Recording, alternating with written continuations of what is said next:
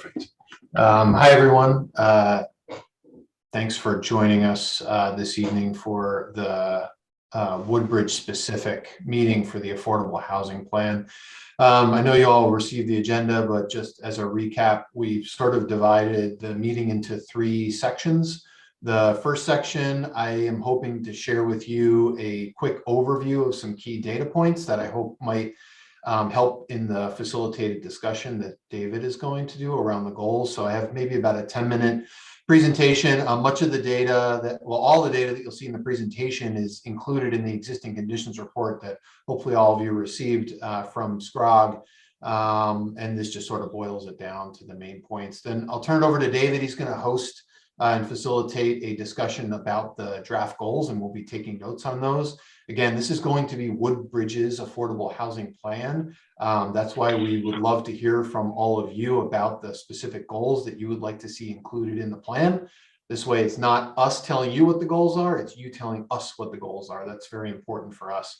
And then lastly, we'll wrap up with the locational analysis. I was guided last week along with David and Eugene and Andy on a great tour of Woodbridge, along with 12 other communities in the SCROG region by folks. And we took notes along the way and translated those notes onto the locational map, which is including areas where the town may wish to encourage additional housing development in the future. It's not to say that that's absolutely where it will or has to happen, but at least provides an indication as to where the town may be supportive of different types of residential development over time. So we'll have that discussion at the end of the meeting. So that's generally the three parts. We hope to keep it within the hour, be respectful of everyone's time. So with that, I'll just share my screen and we can get started with the presentation piece of it. Just give me a thumbs up, Eugene, when you can see it. Okay, excellent. So just to start off, in Woodbridge, like many other smaller towns in the SCROG region, the population has been and actually is projected to continue to decline through the year 2040 based on population projections provided to us by the state's data center. The town lost about 100 residents or so over the last 5 years and is projected to lose close to 2,300 more by 2040. And a lot of this is actually the result, I think, of an aging population where deaths are actually exceeding births in the town over the next 20 years or so. This trend could potentially be reversed by attracting more families to town or individuals to town, and also providing additional housing options, maybe for a wider range of the population. On the right-hand side, we see that Woodbridge's population by age is different in some respects than that of the region.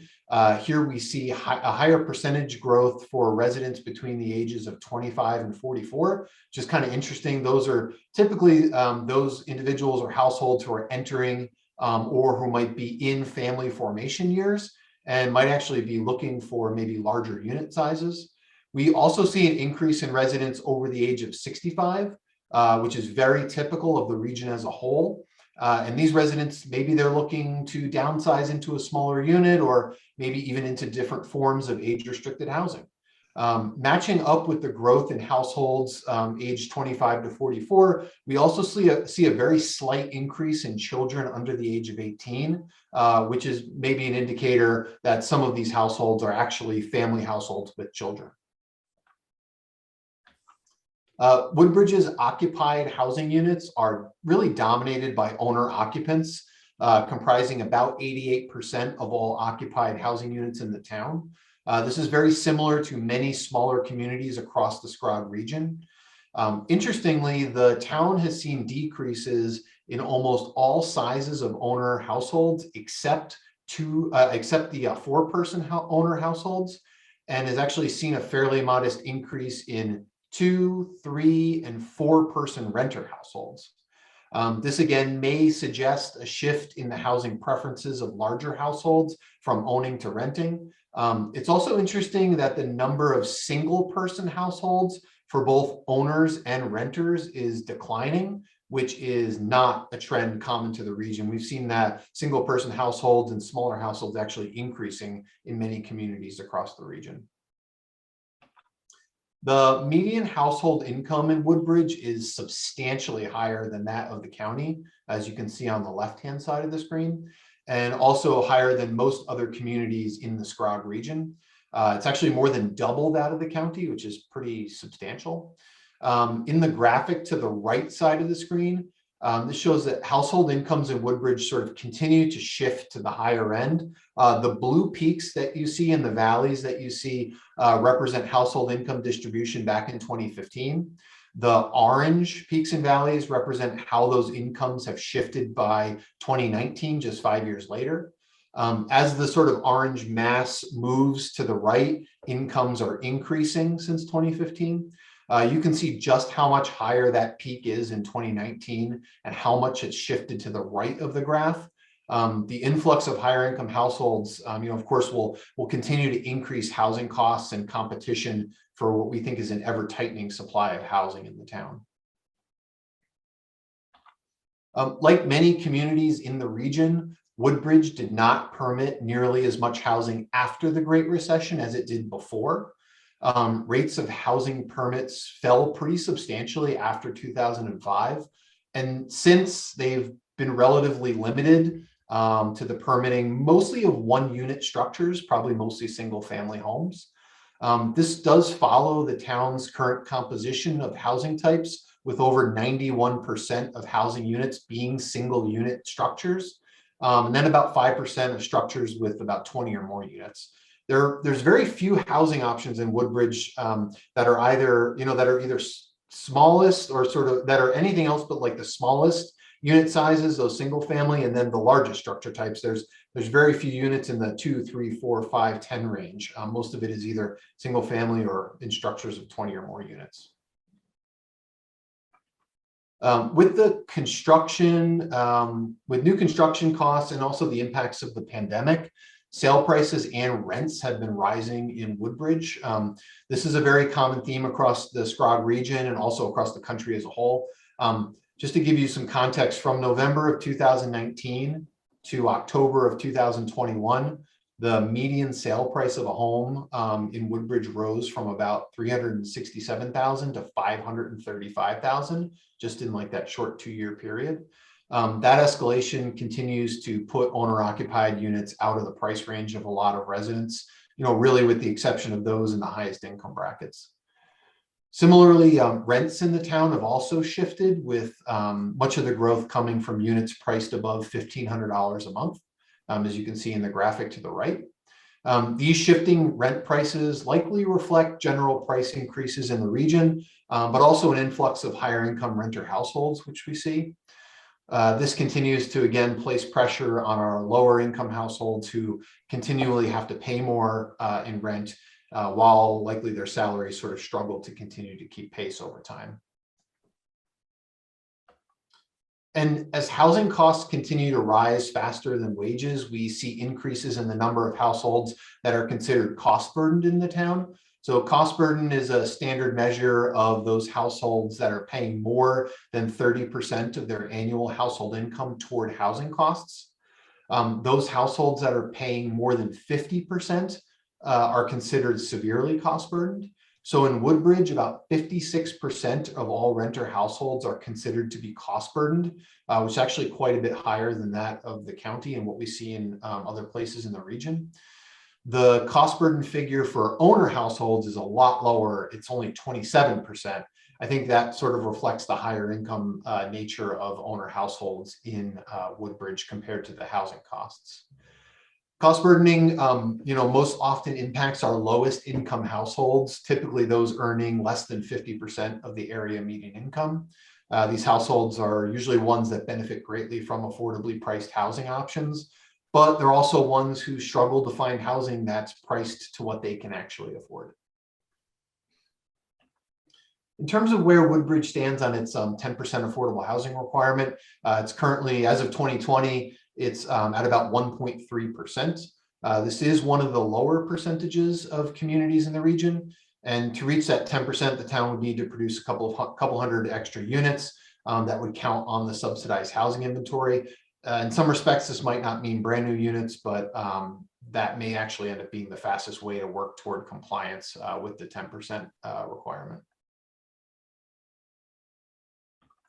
And lastly, we look at where housing gaps are in the community. So these two graphics on the screen compare the number of owner and renter units in your town that are priced to households in each of the different income brackets, which are the percentages of AMI that run across the bottom of each of the graphics. In Woodbridge, very similar to most communities, we see unit deficits for households earning less than 50% of the area median income, and also for those over 120% of area median income. The households that are at 50% of AMI and below, particularly renter households, have a very hard time finding housing that's priced affordably to their income. These units are typically publicly subsidized by maybe a housing authority or maybe in some cases a nonprofit partner, and are very costly to build and also costly to keep affordable for long periods of time. So there oftentimes just aren't that many of those units around compared to the number of households that need them. So many households in this income category end up having to rent units that are priced higher than what they technically can afford using the 30% of their annual income as a measure. On the other end of the spectrum, the higher end of the spectrum, households earning more than 120% of AMI also may not be able to find housing that's like quote unquote technically priced to what they can afford. Because they can actually afford more housing from a price point than what the housing might be priced at in your community.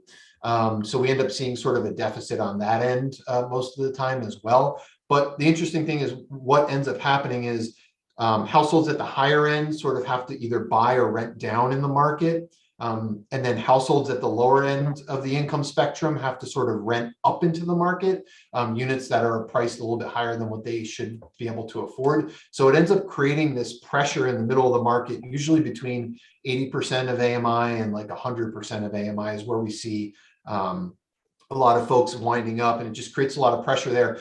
So you have people who are coming with more resources to the table, sort of taking up those units kind of in the middle end of the spectrum. So, and again, this isn't necessarily unique to Woodbridge. It's an issue that I think is common in a lot of communities, but we hope that this starts to shed some light on the discussion around housing goals and where you might want to prioritize housing policy or any housing resources that you have at your disposal. Okay, David, that is the end of the presentation. All right, Eric, thank you. It's good to see so many of you on the call tonight, and good to see so many old friends. I'm going to try to facilitate a discussion for you because, as Eric said, the Affordable Housing Plan has to include your goals. It's not SCROG's goals or RKG's goals or my goals. You have to decide what goals you have for Woodbridge. As you know, we sent you a list of goals that we have seen other towns begin to look at and consider for themselves. I wanted to point out a couple of things that are highlighted by the stats that Eric just went through here, but also a couple of more generic things.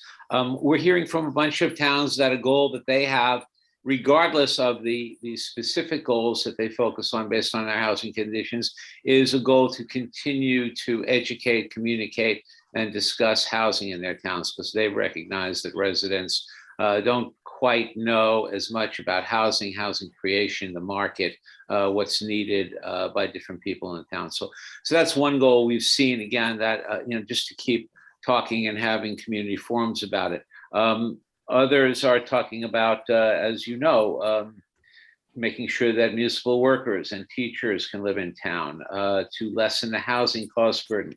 The rental cost burden in Woodbridge is the highest I've seen around the state. That's one that you may want to think about. Others, as we say, talking about adding diversity to town, providing a goal to allow baby boomers and empty nesters to downsize, to add to your ADUs, accessory dwelling units, and also to add specifically different types of housing. We talked to a town the other night about they wanted on the street townhouses and others, not just congregate housing and multifamily. So there are a number of goals, but like we said, these should be your goals. So Eric and I are going to take notes we want to hear what you're thinking about. And obviously, nothing is going to get carved in stone tonight.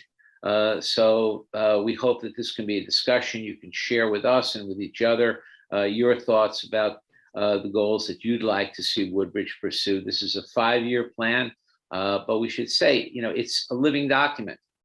It's a flexible document. This is a document that will guide you and that you should keep referring to. You're not going to reach every one of these goals, needless to say, in the first week or the first month or the first year. So the goals should be goals that you think you can work at. Needless to say, also, we will help you or provide whatever help you want in the plan with strategies, methods, tools that we're aware of that can help you accomplish those goals. So why don't we open it up? I think we can probably just have people raise their hands if they want to go next, and I'll try to keep my eyes open to recognize people, but let's talk about the goals that you all want to see. So who's first? Okay, Dominic, I think I see. I'll start, as the chairman of the Housing Committee. We've done a lot of great work and a lot of opportunities. I think the statistics that we've seen and the research that we've done are clear in that we have a tremendous deficit, not just in affordable housing, capital A, but we have a tremendous deficit in affordable housing, small a, different types of housing. And it's obvious in driving around the community and in looking at the research, the tremendous research that was done by SCROG and our own research. We've done analysis of infrastructure, we've done analysis of housing, we've done analysis of locations. And so my perspective is, how do you generate the alternative types of housing? I can say pretty much clearly that we do not need an abundance more of 4-bedroom or 5-bedroom colonials. We have them in spades.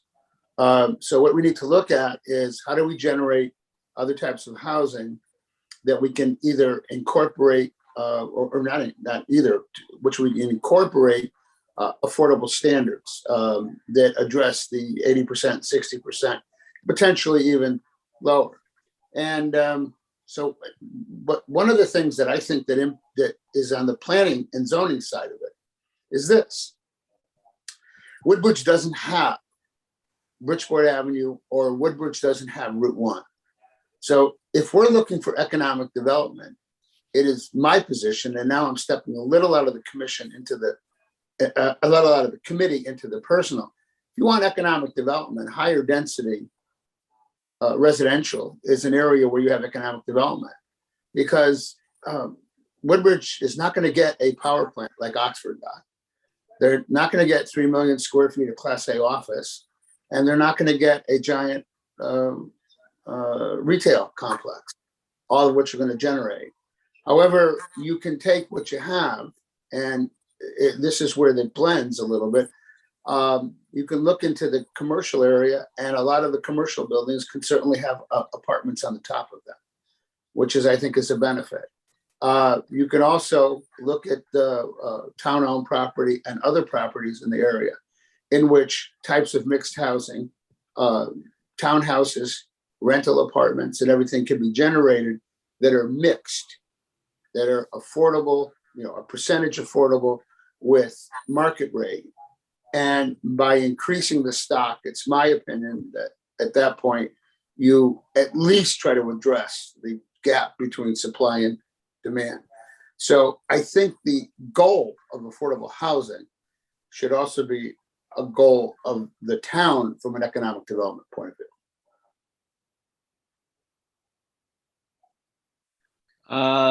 Okay, that's great. Thank you, Dominic. Who's next?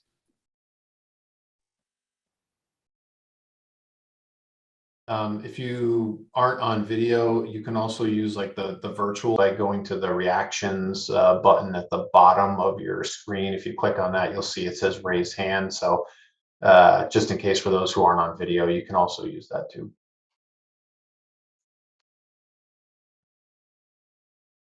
Also, feel free to use the chat box I'll be monitoring it. So if you'd like me to read a comment for you, I'd be happy to do that as well. You know, again, as I say, these have to be your goals. So, you know, we can tell you what we think would be good goals, but it's really not our place, and it's not our plan, it's your plan. So we'd like to hear from you. Forgive me if I'm sort of going back and forward here, but I previously was not aware that TPZ was going to be with us tonight. I am delighted to see people from TPZ here. I'd love to hear, but I hope it's clear that we haven't met before together. And so we haven't had a chance to communicate on those points. For example, I'm not sure what possibilities may exist in terms of rezoning areas in town, because I'm not informed about zoning areas in town. I feel that I'm considerably behind behind what I need, where I need to be right now. The list of goals that you sent out seems entirely consistent with the things that our committee has been talking about, with potentially one or two exceptions. Okay? So we're good for that, but I would say, but the potential for how we move forward, what choices we make to identify not just our goals, but also our strategies for achieving those goals are things that we need to be talking about more. And as I say, I'm not sure what options we have for altering our current zoning in order to make housing construction in certain areas more feasible. I am completely ignorant of that. My purpose here is to expose my ignorance.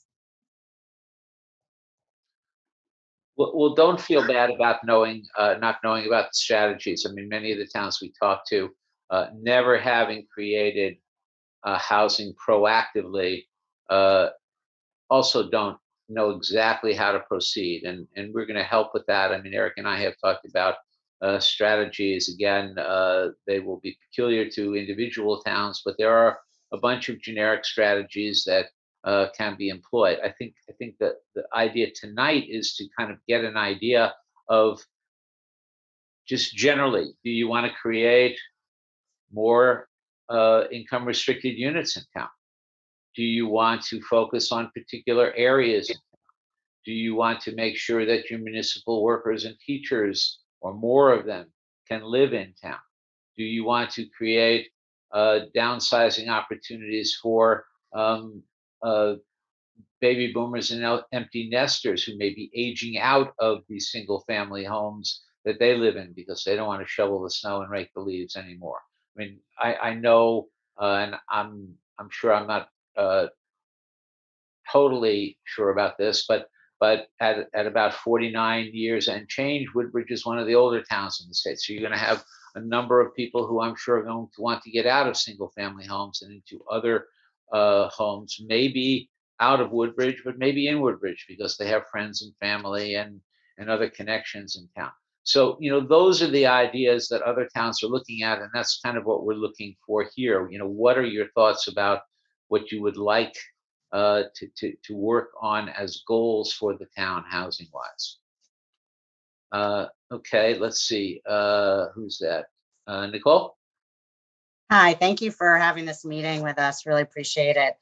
You know, you mentioned that one of the potential goals is to allow individuals to age in place, which I think, based on some of the comments that we have been receiving throughout this process, as well as our new survey, that is definitely, should be anyway, one of our goals. But you also mentioned in the beginning of this meeting that, and perhaps I did not hear this correctly, but there's clearly a need to have younger residents move into this town and return.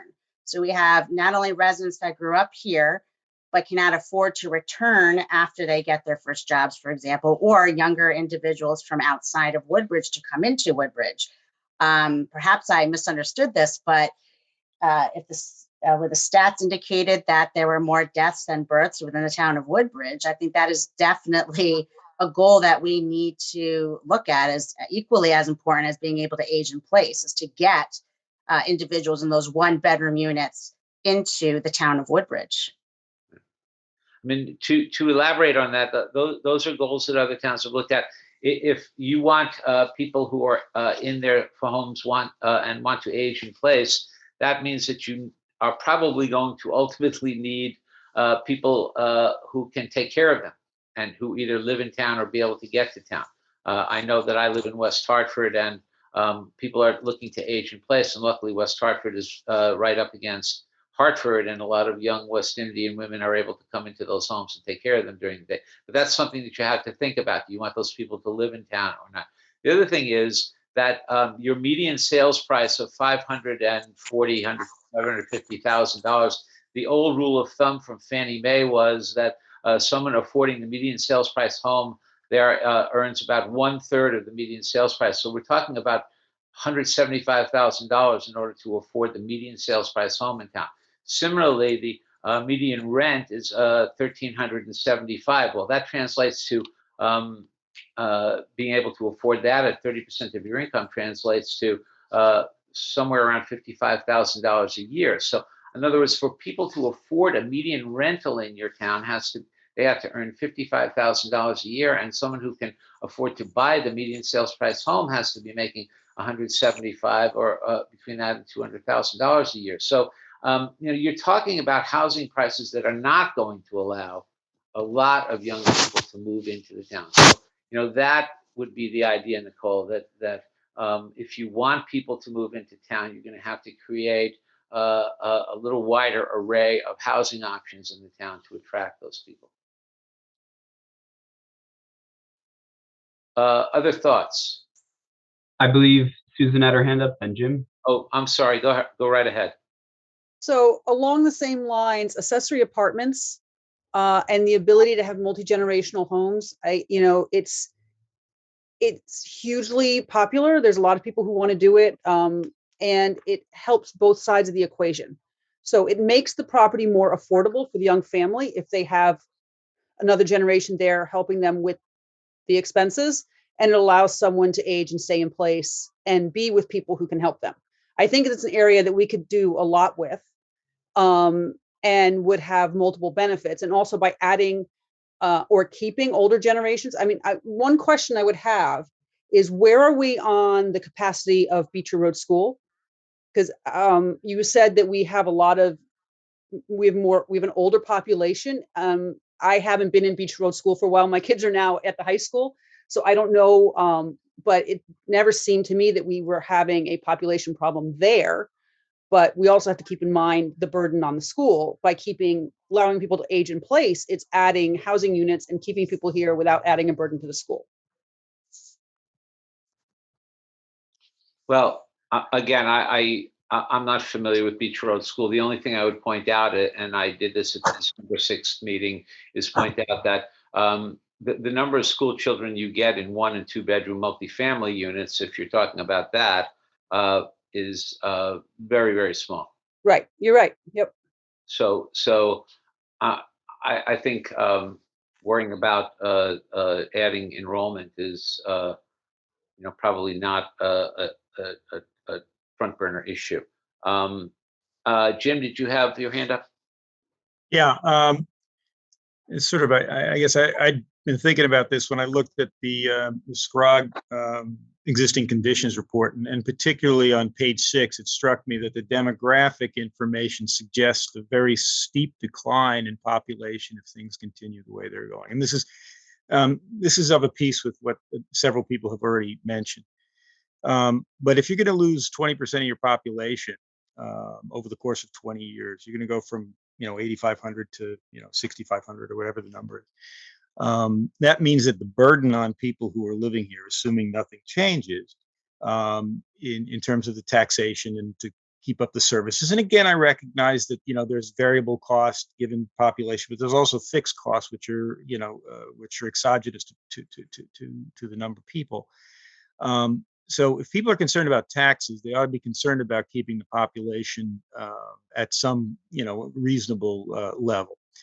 And to that extent, it occurs to me that one of the focuses that we ought to consider very seriously is, looking for housing units that are, smaller, the 1 bedroom, the 2 bedroom, that would encourage people who are at the beginning of their economic lives to settle here. You want people to settle here so that they will, maybe they'll move up, but they'll establish roots in the town. So one of the things I think, for a lot of reasons, we should give, not only mature reflection, but serious consideration to, is what can we do to encourage, augment, increase the number of smaller units, whether it's condos, attached houses, but the smaller pieces that people can that are within their reach now, and as they increase in their economic lives, can move on to the bigger houses. And then if you get lucky, then they move into the bigger ones, and the young and the older people who want to age in place, or get to move into the smaller ones. That would be ideal, although I recognize that it's not going to be a smooth transition. But in any event, I mean, I was what's the right word?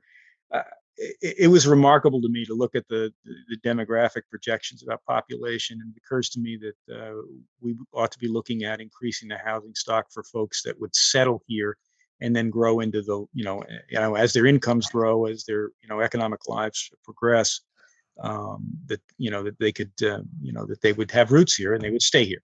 Because if we don't do that, I'm not so sure, I mean, I won't go so far as to say this suggests a dying town. It doesn't, but the demographics don't look good unless there's a housing, unless they're housing stock that is, unless people are, they can afford it. So, in any event, I mentioned that to Dominic, and I think it's something we all need to consider at the planning and zoning, level, and at the, at our committee level, just in town in general. And I don't think I'm saying anything that people didn't realize when looking at this, but in any way, I just thought I'd gild the lily a little bit.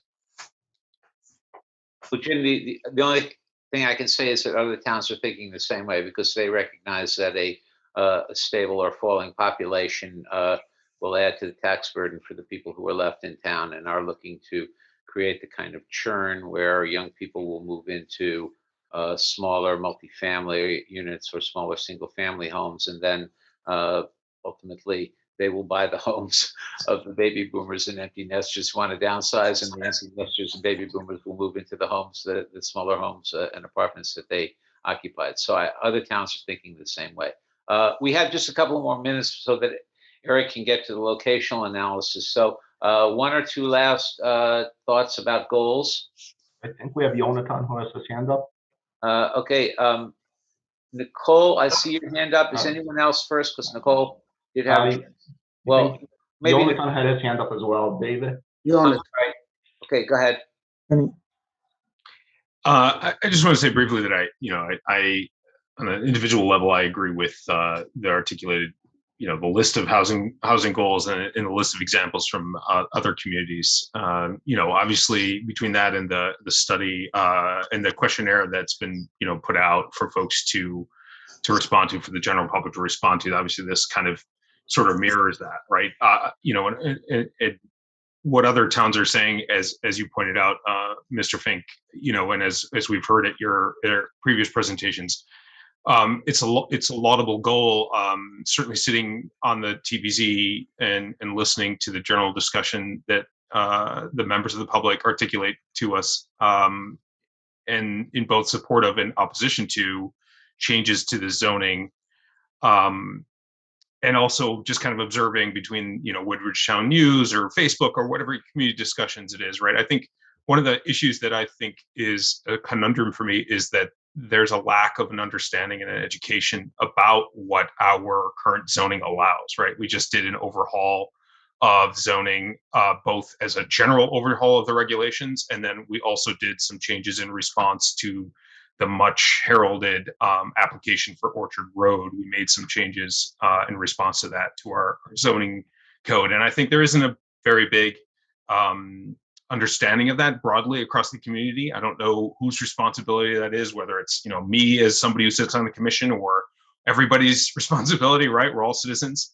The other thing I would say, just in a specific response to goals, is to articulate that, to the extent that everybody can consider that we do now have the ability to turn single family homes in some cases into 2-family homes with what perhaps may not be a tremendous amount of cost, right? One of the things that we heard about in the 8 months, I believe 9 months of testimony regarding that Orchard Road petition was that there've been some changes to the technology regarding septic systems now, such that what a large single family home like where probably most people on this call live in, I certainly do, can see their septic upgraded for some reasonable cost to accommodate a larger number of people using it responsibly, safely, with respect to the wetlands, with respect to the surrounding environment. So that's something that I don't know that a lot of people know unless they watched our hearings, unless they're necessarily sitting on one of these boards or commissions. So anyway, I wanted to throw that in.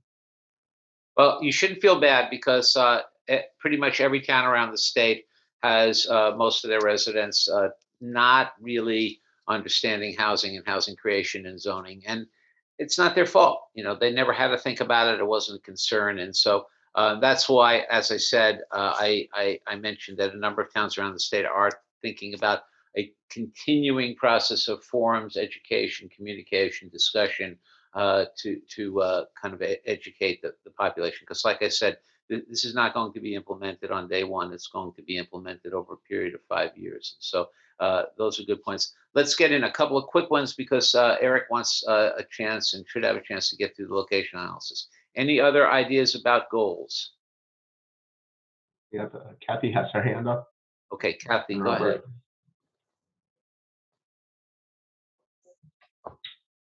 Kathy? You're mute, Kathy. Sorry.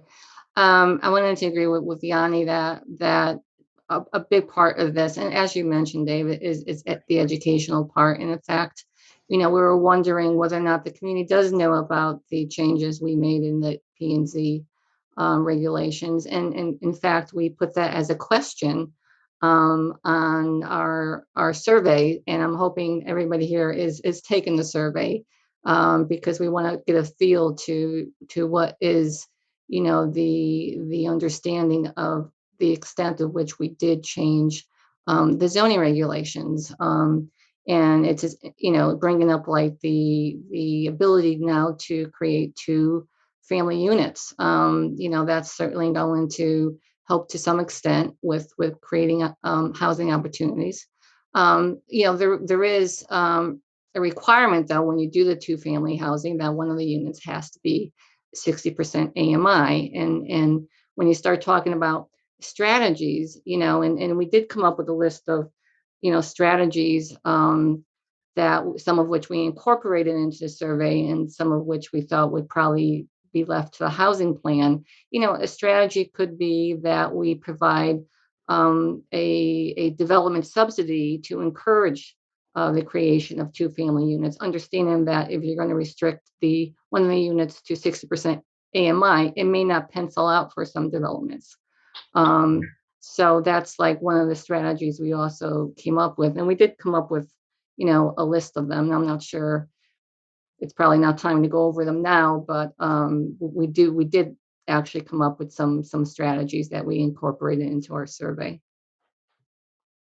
Okay, thanks. I mean, I would point out, because I think we have to go to Eric now, but I would just point out that other communities, when they get a draft plan from us, are planning, I've talked to some of them, of town forum, so that people can look at the draft goals and comment about them, so you'll have a better sense of how the community feels. Again, that's it's entirely up to you on how you want to handle that, but it's something to think about.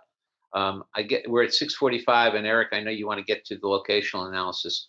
So let's move over to you. And needless to say, please email us if you have thoughts about other goals. We can, we're happy to hear from you in the next few days. Okay, thank you. Great. Thanks, Dave, and thanks everyone for your input. Like David said, please, send thoughts, comments to Eugene.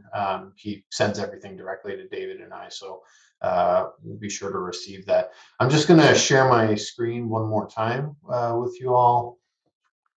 So we can run through this. So as I mentioned at the outset, we last week, the early part of last week, we were able to go on a tour of the town, which was extremely helpful, especially for me as an outsider to not only the community, but the region, and just to better understand from the perspective of the town. So the town planner was there, Dominic was there, and there was also, I apologize, one other gentleman with us as well, and took us around the town and showed us a couple of sites. I took good notes and translated those over to this map, which again, the yellow circles that you see on the screen are just sort of indicators of areas.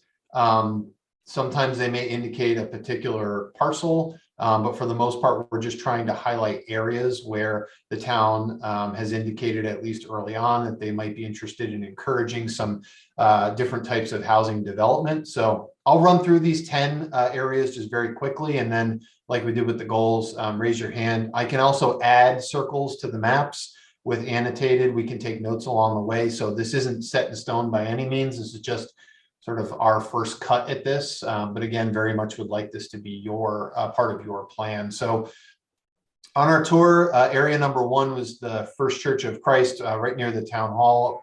We understood from that there might be some land availability for maybe some smaller scale housing over there. Number 2 is referred to us as the Fitzgerald property as a potential opportunity. Number 3 was indicated to us that there's a parking lot as part of the JCC property, sort of on the south side of that property where the circle indicates here, where there might be some small scale development opportunity. And then I'm just going to zoom in for a second on a couple of these sites here in the flats. There was I think it's about a 5-acre site right off Old Amity Road, which is number 4 here. The parcels on either side of Bradley Road, which is area number 5, was shown to us. Area number 6 was an area right off of the Merritt Ave neighborhood, sort of between the Parkway and Merritt Ave. Number 7 was along Hazel Terrace, where we understand there is, I think, 1 or 2 smaller scale housing proposals in front of the town currently. So this might be an area where that sort of momentum may continue, sort of smaller scale housing options, maybe some smaller scale multifamily. And then 8 is just a general Selden Street area. This might be, as some folks mentioned during the goals, an opportunity to maybe look at some of the single-story commercial buildings, for example, and could we add upper-story housing, or is there a redevelopment opportunity of maybe a smaller 1-story commercial to maybe a 2 or 3-story building that could add a couple of units above a commercial space, for example. So kind of, again, smaller scale infill along Selden Street. And then the last 2, a parcel down on Fountain Street, which is number 9. And then, of course, probably the elephant in the room, the Country Club, which is number 10. From our tour, we understand that it sounds like maybe not the entire Country Club, but maybe a portion of it. So I'd be interested in thoughts on that. But so those are the 10 areas that we were shown. Hopefully I accurately represented those, Dominic, on the map, as I see you're here in the audience. And if I didn't, by all means, let me know, and I'm happy to adjust it. And then if there are any that we may have inadvertently left off the list, as I said, we could add those now, or we can take notes and we can add those later. So I'd open it up for any comments or thoughts that anyone might have, similar to how we did the goals. We can call on people. Yeah, just a point to add to it is 1 through 10 follow the infrastructure. And that was one of the issues that we realized. If we're talking about the type of housing that we need in town, we need to follow the infrastructure, which is one of Woodbridge's issues, in that we have limited infrastructure for the development of the type of housing that we need. So I think those are the spots we hit in the rainy day trip. Thanks, Dominic. Yeah, the other thing I know that was mentioned to us too was the bus route that comes out of I think New Haven and into Woodbridge a little bit, and maybe the opportunities of if some of these were developed for additional housing uses, maybe there's an opportunity to approach the transit district to have a bus route that kind of hits a couple more of these spots maybe in the future too, just along with the infrastructure discussion. And I just want to interact the TPZ and committee issues during the tour. And we had Chris on the tour, and she was very helpful. Christine was very helpful explaining things to us. So for example, as part of this and part of the stuff that I'm doing for the committee, I was speaking at an event, talking at an event with the people who I guess are the landlords of the property on Bradley Road, where across from the assisted living facility, the office, they have the shops in the bottom and some offices on the second floor. And I asked them, you have a beautiful building. Would you like to have apartments on the second floor? And the answer was absolutely. But Chris mentioned, and this is a thing for discussion between the plan and planning and zoning, is apparently in that zone, second story would not be appropriate right now. I mean, it's something to have a discuss, but it's the kind of thing, the kind of interaction and the thing that we need to do, because those are the kind of buildings that we have in town that can, and are being turned in other zones, being turned into apartments.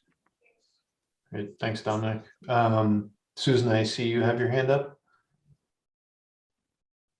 Hi. So I mean, among many things, but the areas that you circled down around the flats, I think one of the things to consider is, creating smaller housing units in trying to attract younger buyers is certainly a great goal for us. The thing that comes hand in glove with that, though, is most younger buyers. I mean, I work with some young buyers who are very happy to live would love to live in a town like Woodbridge, where it's more remote, but most of them that I work with want to have somewhere to walk, something to do, some other activity, some things around that they're living there for, and further developing our retail and commercial area and having that mixed use option, I think would go a long way to solving that problem, because we can create, even if we create the units, if they're not in a place that young people want to be, it's not going to help us. So it's sort of a two-pronged thing where we have to create the units, but we also have to create something more than that will attract them.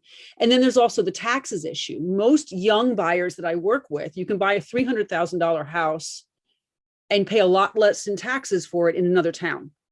So the taxes add to the cost of living, and increasing our commercial base would help with that as well. Great. Thanks so much, Susan. David, did you want to chime in? Yeah, and Eric, you might be able to actually elaborate on this, but I just wanted to point out two rules. We hear from a lot of towns that say that they are built out. I tell them there's no such thing as built out, or you'd never see a crane in Manhattan. The town properties get repurposed. And Eric can talk more about this, but the Metropolitan Area Planning Commission, which is the Boston area version of SCROG, over 60 towns, did a study of old 50s and 60s era strip malls and what would happen if just 10% of them, many of them with vacant storefronts, were converted to housing. And they came up with the idea that they could create about 120,000 units of housing in just those 60 towns. Point is, translated to a town like Woodbridge, there are properties in your commercial area, as Dominic said, with infrastructure that you may want to start looking at in a different way, and talking to property owners and saying, if we rezone this property for multifamily housing or mixed use with housing upstairs, how would you feel about that? And you may find that 6 or 7 out of 10 will tell you to take a hike, but 3 or 4 might tell you that, oh yeah, I'd be amenable to that. So again, it's a matter of doing what cities do all the time, which is not just deciding that since we have a 1640 house on that property, that's got to stay there forever. We can knock it down if it's not particularly historically significant and build a skyscraper on it and get a lot more tax revenue on it. So again, it's just a way to look at the towns. But as Eric was kind enough to send me, that study by MAPC in Boston was eye-opening. Great. Yeah, thanks, David. And I think if not just in Woodbridge, but if you were to look at the other locational maps that we've been pulling together for other communities, we have tended to focus in areas where there are A, infrastructure, and B, some of these kind of older, maybe a bit more tired. And I'm not saying that this is the case here, but in other communities, a bit more tired commercial strip centers that could be repurposed. So I think David's points are well taken. I know we're getting close on time, but just wanted to see if anyone had additional thoughts on any of these 10 areas or any other areas that we may have missed in our analysis. Well, Eric, I'd like to, because you and I talked a little bit in the car on the way around, and for the benefit of TPZ and the benefit of the issue of apartments, and we're focusing on young people, but I've done into the thousands of apartment projects at this point in zoning before the multitude of towns. And one of the things that's being seen consistently, and me being at the top of the boomer generation, a 46 baby, is that my clients are finding that they are getting a lot of tenants coming into the apartments, downsizing and wanting to rent from the boomers. So when we're talking about taking care of the older people and keeping them in town in Woodbridge, don't just consider apartments as something for the young people. There is many studies that show that the older people, many of them still very active, want to move into apartments and not into 55 and over, and they don't need assistance. So I mean, Eric, you and I were talking about that seems to be a trend these days.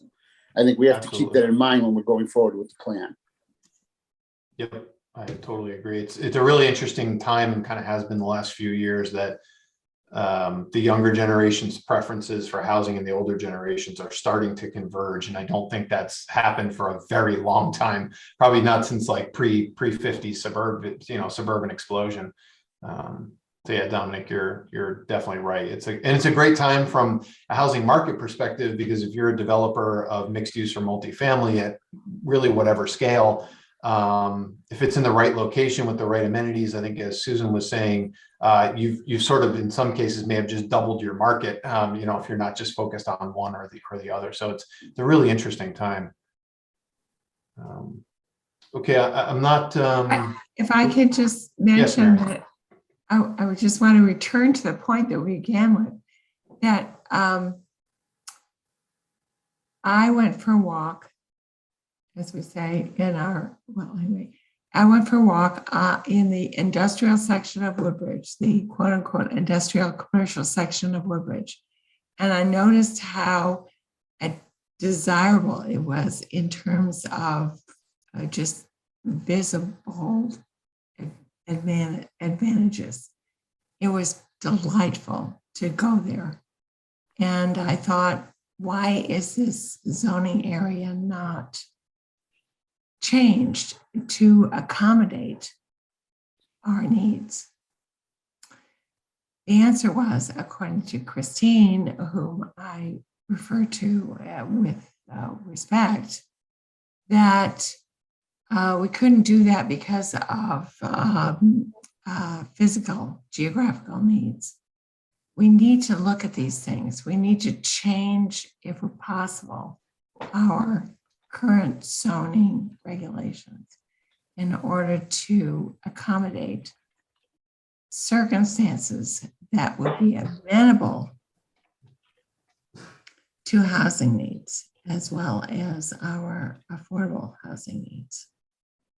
I want to look at that again. Great, thanks. I wrote that down in my notes as a follow-up. Thank you. Okay. Anybody else? Obviously, this won't be your last chance, but last chance for tonight.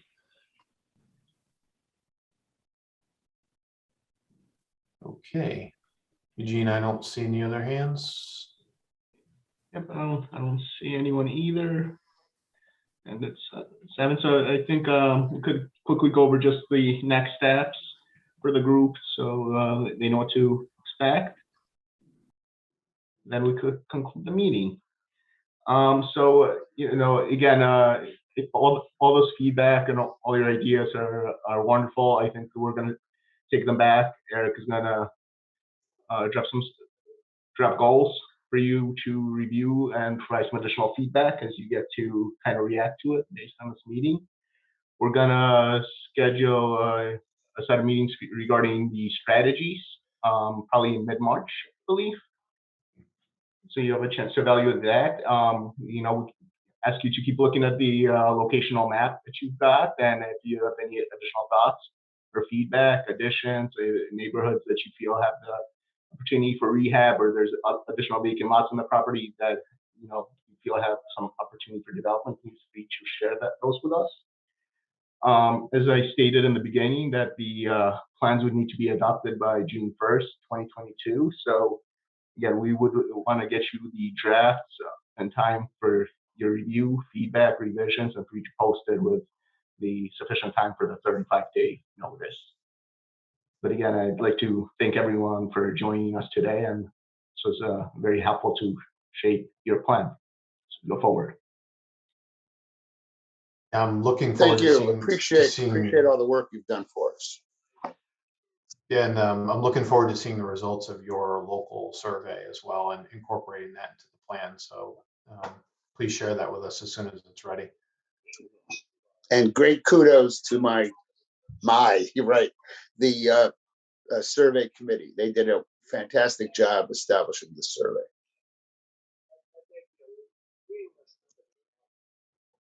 Well, good night, everyone.